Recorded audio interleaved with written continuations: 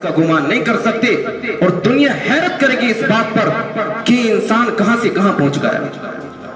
قرآن کریم واحد وہ کتاب ہے جس نے بے شمار انسانوں کو اندھیرے سے نکال کر روشنی عطا کی ہے، جس نے بے شمار انسانوں کو ذلت سے نکال کر عزت کی بلندی تک پہنچایا ہے، جس نے بے شمار انسانوں کو ناکامی سے نکال کر کامیابی کی بلندی تک پہنچایا ہے، جس نے قرآن کو سینے سے لگایا ہے، جس نے قرآن کا ادب کیا ہے، جس نے قرآن کریم کی تعلیم کی ہے، اللہ تعالیٰ نے ان کو چمکایا ہے، بنایا ہے۔ ایک دور تھا، ایک وقت تھا کہ علم دین حاصل کرنا بڑا مشکل تھا۔ آج تو ہمارے لیے ہر طرح کی راحتیں ہیں۔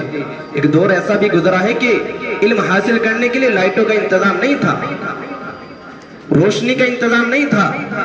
طلبہ جو کتابیں پڑھتے تھے، قرآن کریم پڑھتے تھے رات کے وقت، شہروں کے اندر بڑے بڑے دکاندار تھے، بڑے بڑے بنیا تھے، ان کی دکانوں کے سامنے بیٹھ کر علم دین حاصل کرتے تھے طلبہ۔ ایک دور ایسا گزرا ہے، لائٹ کا انتظام نہیں، پنکھوں کا انتظام نہیں، اچھی رہائش گاہ کا انتظام نہیں۔ ایک دور ایسا گزرا ہے، کچھ طلبہ پر ایک دور ایسا بھی گزرا ہے کہ ان کے پاس لکھنے کے لیے کاپی نہیں ہوتی تھی، ان کے پاس لکھنے کے لیے قلم نہیں ہوتا تھا۔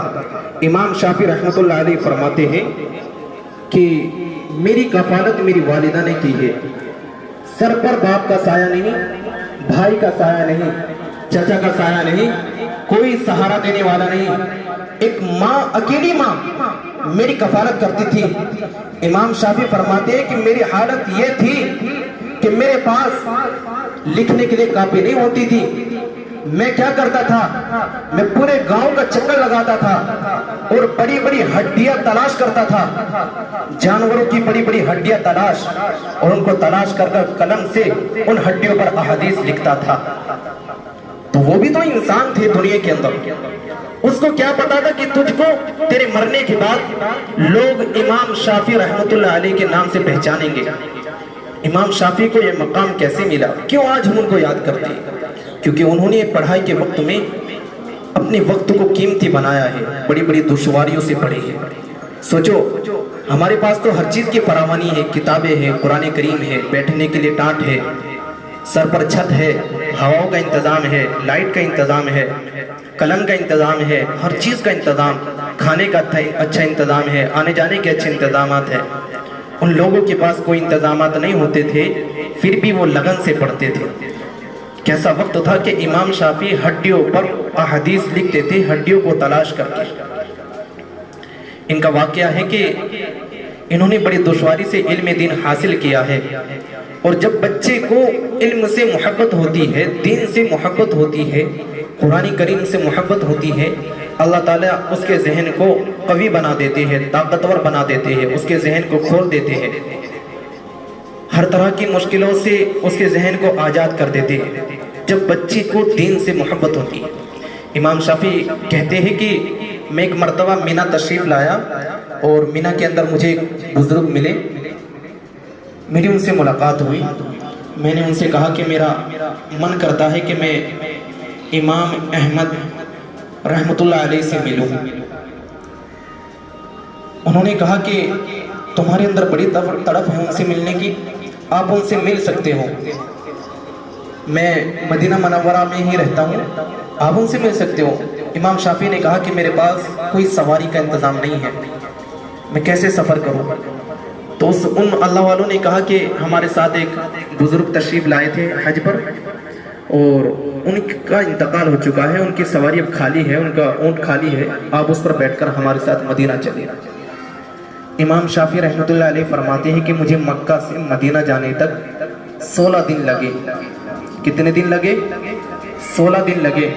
امام شافعی کہتے ہیں کہ 16 دن میں میں نے 16 قرآن پاک ختم کیے، قرآن پاک کی تعلیم کی 16 دن کے اندر مکمل 16 قرآن کریم کی تلاوت کی میں نے۔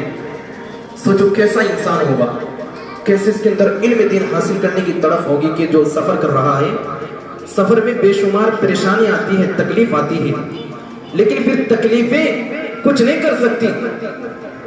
جب دین سے، علم سے محبت ہو جاتی ہے پھر کوئی بھی چیز اس کے لیے آگ نہیں بنتی، کوئی بھی چیز اس کے لیے پریشانی نہیں بنتی۔ امام شافعی کہتے ہیں کہ 16 دن کا میں نے سفر کیا اور 16 کے 16 دن کے اندر میں نے 16 قرآن پاک کے ختم کیے۔ کہتے ہیں کہ میں چلا گیا مدینہ کے اندر، میں نے دیکھا کہ ایک شخص ہے، اس نے ایک کپڑا باندھ رکھا ہے، کپڑا اوپر ڈال رکھا ہے اور احادیث پڑھا رہا ہے۔ سینکڑوں طلباء احادیث لکھ رہے ہیں کہ میں نے دیکھا کہ حضرت احادیث بیان کر رہے ہیں، بول رہے ہیں اور طلباء اپنی قلم سے اپنی کاپی پر احادیث لکھ رہے ہیں۔ کہتے ہیں کہ میں تو مسافر تھا، میرے پاس تو نہ کوئی قلم تھا نہ کوئی کاپی تھی۔ کہتے ہیں کہ میں جب چلا گیا تو میں بھی اس مجلس کے اندر بیٹھ گیا۔ اب کچھ حدیثیں ایسے ہی نکل گئی جن کو میں سنتا تو رہا لیکن میں نے ان کو لکھ نہیں پایا کیونکہ میرے پاس نہ کوئی کاپی نہ قلم۔ تو میں نے ایک تنکا اٹھایا اور اپنی ہتھیلی پر اس طرح لکھنے لگا۔ اس دوران امام مالک رحمۃ اللہ علیہ نے 100 حدیثیں بیان کی۔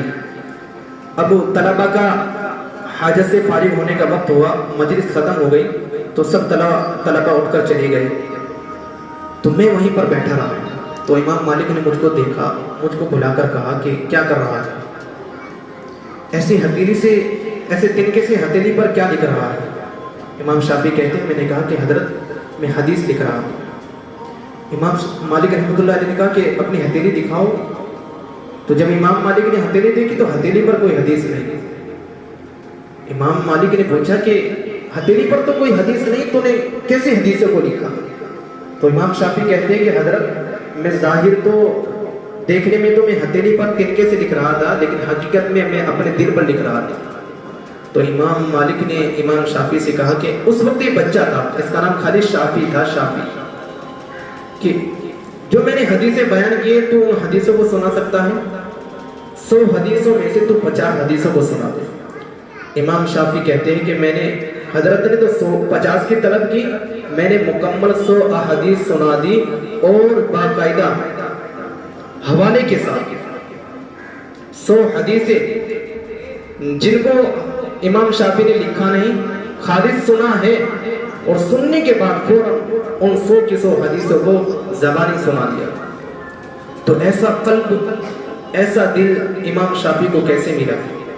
کیونکہ امام شافعی کے اندر علم دین حاصل کرنے کی بڑی فکر تھی، بڑی کڑھن تھی، بڑی تڑپ تھی کہ میں کیسے احادیثوں کو یاد کر لوں، کیسے میں قرآن کریم پڑھ لوں۔ زیادہ سے زیادہ وقت یہ دینے کی کوشش کرتے تھے کہ میں زیادہ سے زیادہ وقت علم دین کے لیے فارغ ہوں، علم دین حاصل کرنے کے لیے فارغ ہوں۔ جب انہوں نے اپنا ایسا معمول بنایا تو اللہ رب العزت نے ان کو چمکایا اور آج ہم ان کو امام شافعی رحمۃ اللہ علیہ کے نام سے یاد کرتے ہیں۔ تو اگر ہم بھی اپنا ایسا معمول بنا لیں، ہم بھی اپنے دلوں کے اندر ایسی تڑپ اور کڑھن پیدا کر لیں، تو کیا اللہ تعالیٰ ہمارے ساتھ بھی اپنی مدد نہیں اتاریں گے؟ ہرگز اتاریں گے۔ پہلے ہمیں خود کو اللہ کی طرف کرنا ہوگا، پہلے ہم کو خود قدم بڑھانا ہوگا، پہلے ہمیں اپنے دل کے اندر اس چیز کو بسانا ہوگا کہ مجھے پڑھنا ہے، مجھے قرآن کریم پڑھنا ہے ہر حال میں، مجھے قرآن کریم سیکھنا ہے، مجھے علم دین سیکھنا ہے ہر حال میں۔ جب ہماری یہ فکر ہوگی تو خدا کی قسم اللہ تعالیٰ ہمیں علم سے محروم نہیں کرے گا، کیونکہ اللہ نے تو ہمیں خود چنا ہے علم کے لیے، اللہ نے ہمیں خود چنا ہے علم حاصل کرنے کے لیے۔ اور علم دین ایک بہت بڑا سرمایہ ہے، اس کا اندازہ آپ اس حدیث سے لگا سکتے ہیں کہ جو لوگ علم دین حاصل کرتے ہیں ان کے پاؤں کے نیچے اللہ کے معصوم فرشتے اپنے پر بچھاتے ہیں، اپنے پر بچھاتے ہیں۔ تو پر کیوں بچھائے جا رہے ہیں علم دین حاصل کرنے والوں کے نیچے؟ اس لیے بچھائے جا رہے ہیں کہ ان کا مقام بڑا ہے، علم کا مقام بڑا ہے، علم ایک بہت بڑا سرمایہ ہے، بہت بڑی دولت ہے، اس بنا پر ان کے پاؤں کے نیچے پر بچھائے جا رہے ہیں۔ تو علم دین حاصل کرنے والوں کا ایک مقام بہت بلند ہے۔ تو ہم اپنے مقام کو پہچانیں کہ ہم کون ہیں، ہمارا مقام کیا ہے، ہم جو پڑھ رہے ہیں اس کا مقام کیا ہے، ہم جو پڑھ رہے ہیں اس کی بدولت ہمیں کیا مقام مل رہا ہے، ہم اس چیز کی حقیقت کو پہچانیں۔ جب ہم حقیقت کو پہچانیں گے تو ہم علم دین سے محروم نہیں رہیں گے۔ اور علم کیا کہتا ہے، علم حاصل کرنے کا مقصد کیا ہے؟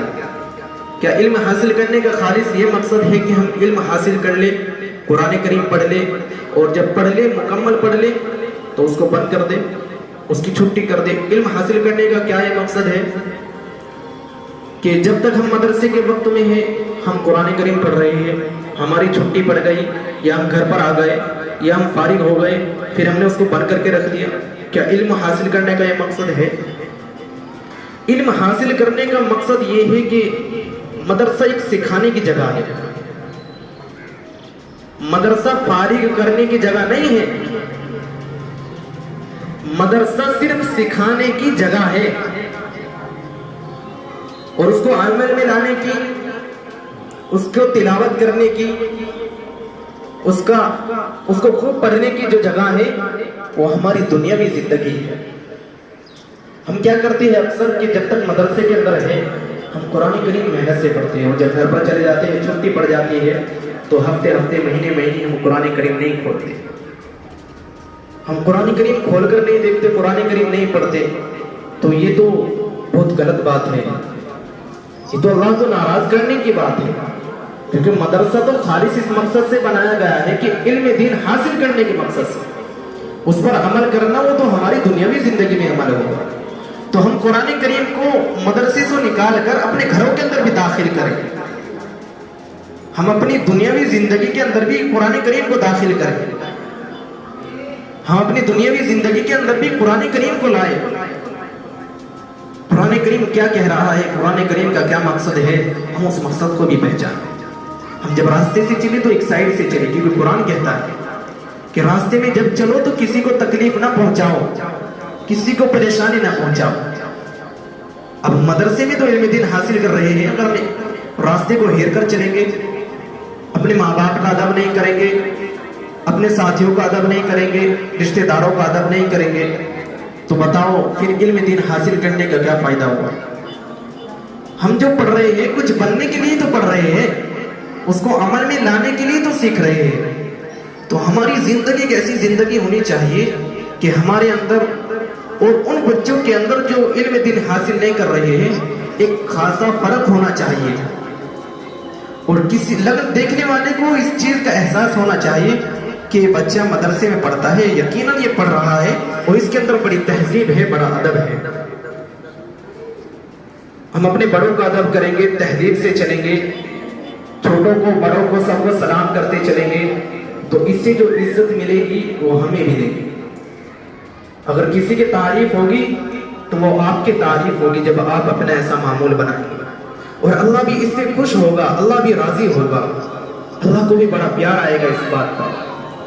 تو علم دین حاصل کرنے کا مقصد یہی ہے کہ ہم کو اس چیز کی سمجھ آ جائے, اس چیز کا ہمیں اندازہ لگ جائے کہ علم کیا کہہ رہا ہے, دنیا کیسے گزارنی ہے, دنیا کا کیا مقصد ہے, دنیا کیسے گزارنی ہے. علم کا مقصد ہی یہی ہے. اور علم دین ملے گا ادب سے, جب ادب سے علم آ جائے گا تو عمل بھی ادب سے آئے گا.